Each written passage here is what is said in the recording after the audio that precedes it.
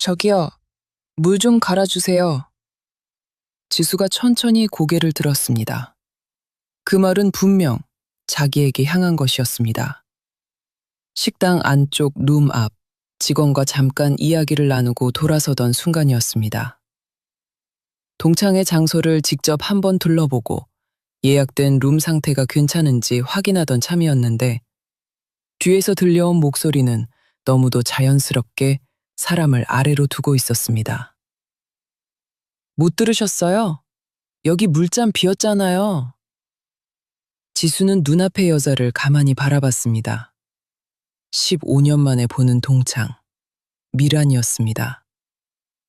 예전에도 말이 빠르고 눈치가 샜던 아이였지만 지금은 얼굴에 더 노골적인 판단이 붙어 있었습니다. 상대를 위아래로 훑고 자기 기준으로 바로 자리를 정해버리는 사람의 표정.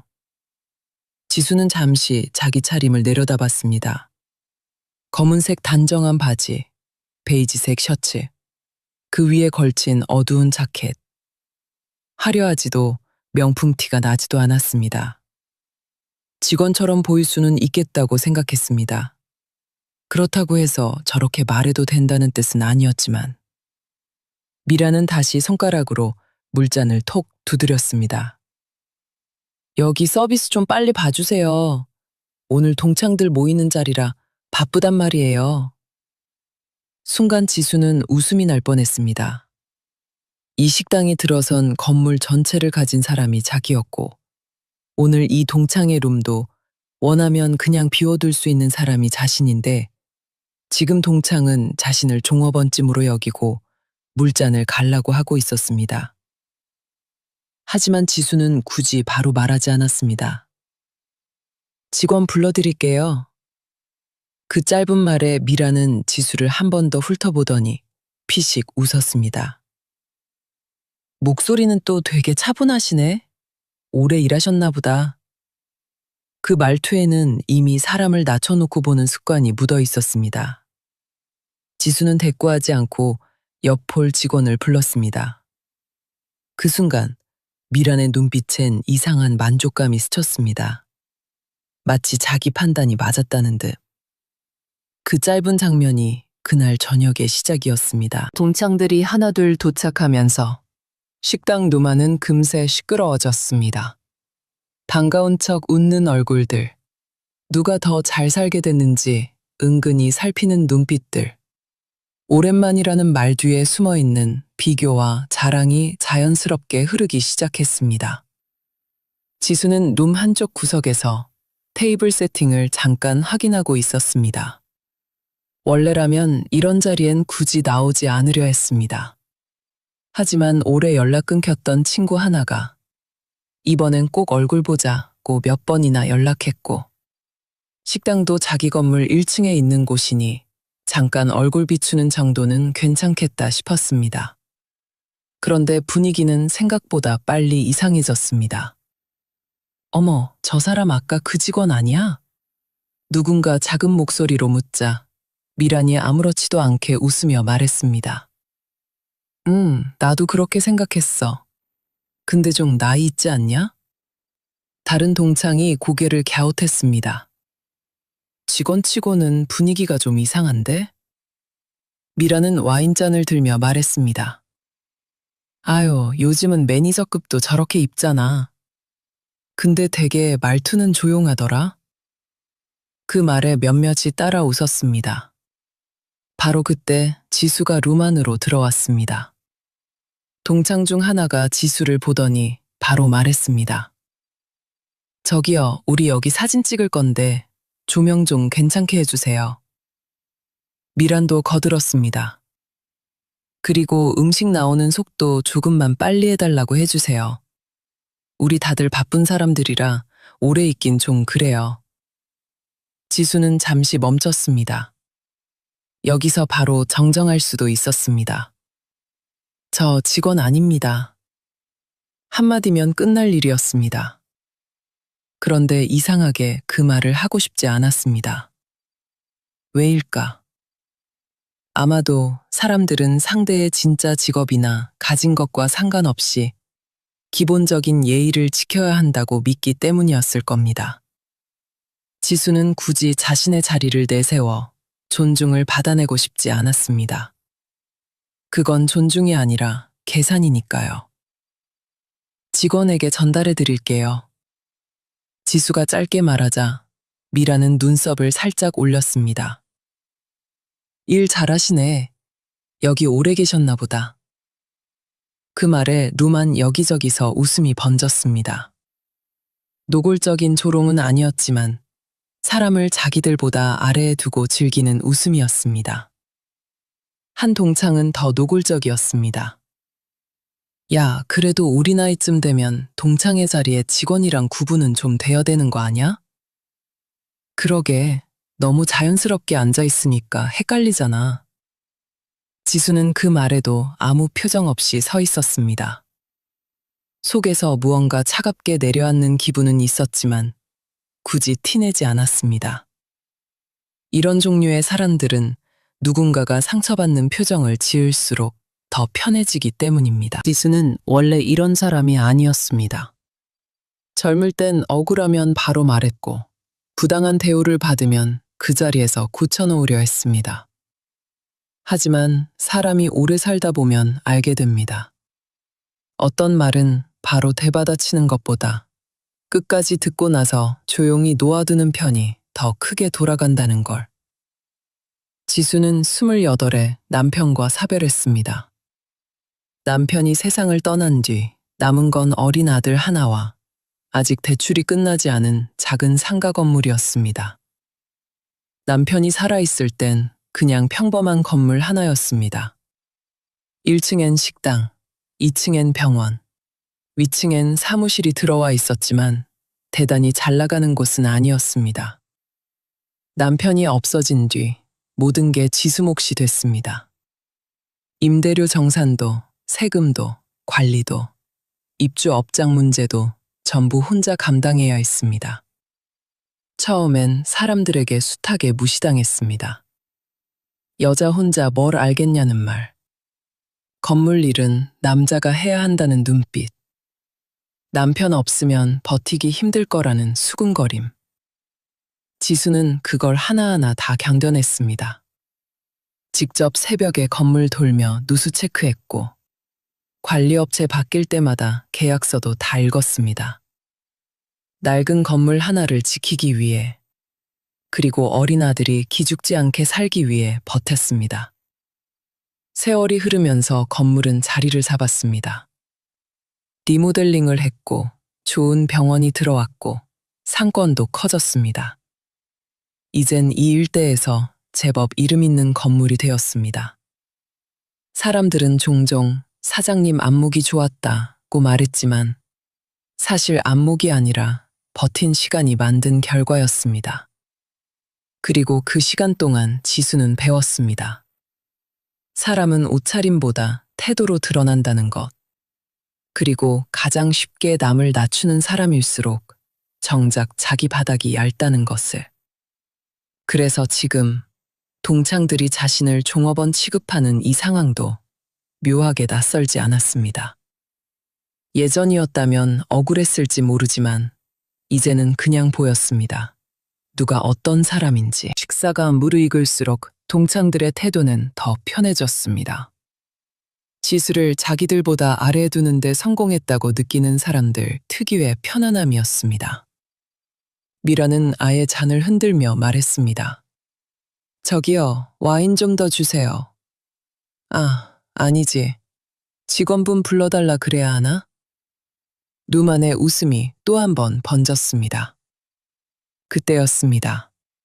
룸 문이 조용히 열리더니 식당 총괄 매니저가 안으로 들어왔습니다. 늘 지수를 사장님이라 부르며 깍듯하게 대하던 사람입니다. 그는 룸 안을 한번 둘러보더니 곧장 지수 쪽으로 향했습니다. 그리고 아주 자연스럽게 허리를 숙이며 말했습니다.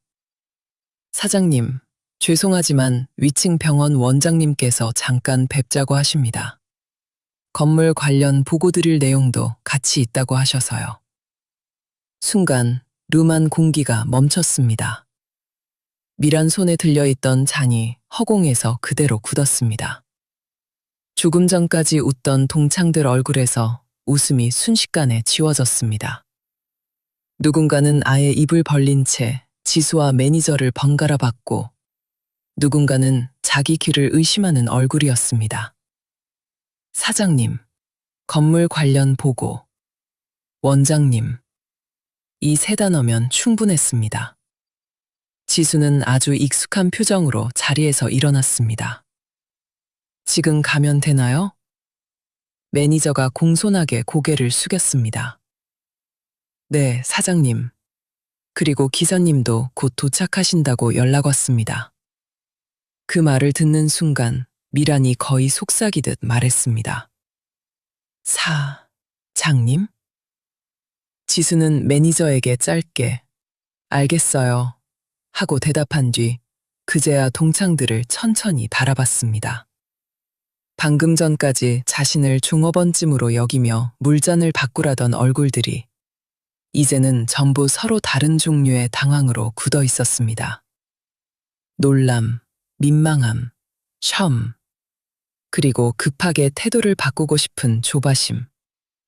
모두 너무 선명했습니다. 미란이 가장 먼저 입을 열었습니다. 너 여기서 일하는 게 아니었어? 지수는 짧게 대답했습니다. 응. 그럼 이 건물 내 거야. 그 한마디에 누마는 완전히 조용해졌습니다. 누군가는 고개를 숙였고 누군가는 괜히 냅킨을 만지작거렸습니다. 조금 전까지 가벼운 농담처럼 던졌던 말들이 한꺼번에 자기 얼굴로 돌아오는 순간이었습니다. 한동안 누구도 쉽게 말을 잇지 못했습니다. 미라는 얼굴이 빨개졌다가 하얘졌다가 하며 겨우 웃음을 만들려 했습니다. 아니, 너 왜 말 안 했어? 우리 진짜 몰랐잖아. 지수는 그 말을 듣고 잠시 미란을 바라봤습니다. 말해야 했어? 그 짧은 질문에 미라는 그대로 입을 다물었습니다. 지수는 가방을 들어 올리며 천천히 말을 이었습니다. 내가 여기 직원이든 사장이든 건물주든 처음부터 그렇게 함부로 말하면 안 되는 거였어. 그 말은 조용했지만 누만 누구보다 크게 들렸습니다. 너희가 날 직원으로 봐서 기분 나빴던 게 아니야.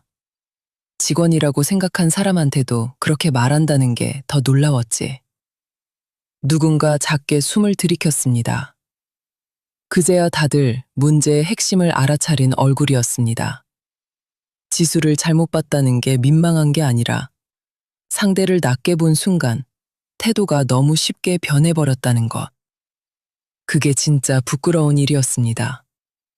미라는 다급하게 말했습니다. 야, 그건 그냥 오해야. 우리가 진짜 일부러 그런 건 아니고. 지수는 미란 말을 자르지 않고 끝까지 들었습니다. 그리고 아주 담담하게 대답했습니다. 오해는 할 수 있어. 근데 사람을 대하는 태도까지 그렇게 나오는 건 오해가 아니라 습관이야. 그 말에 미라는 더 이상 아무 말도 하지 못했습니다. 지수는 누만을 한번 천천히 둘러봤습니다. 오랜만에 만난 얼굴들, 반갑다고 웃으며 시작했지만 결국 또 누군가를 위아래로 나누고 있었던 사람들. 예전 같았으면 서러웠을지도 모릅니다. 하지만 지금은 오히려 마음이 이상하리만치 조용했습니다. 왜냐하면 오늘 이 자리에서 다시 확인했기 때문입니다. 자기가 어떤 삶을 살아왔는지, 무엇을 버텨왔는지, 그리고 어떤 사람들과는 이제 더 이상 같은 자리에 서지 않아도 된다는 것을. 지수는 마지막으로 이렇게 말했습니다. 사람은 유니폼으로 판단하면 안 되더라. 그리고 겉모습으로 낮춰보는 습관은 결국 자기 얼굴만 초라하게 만든다는 것도.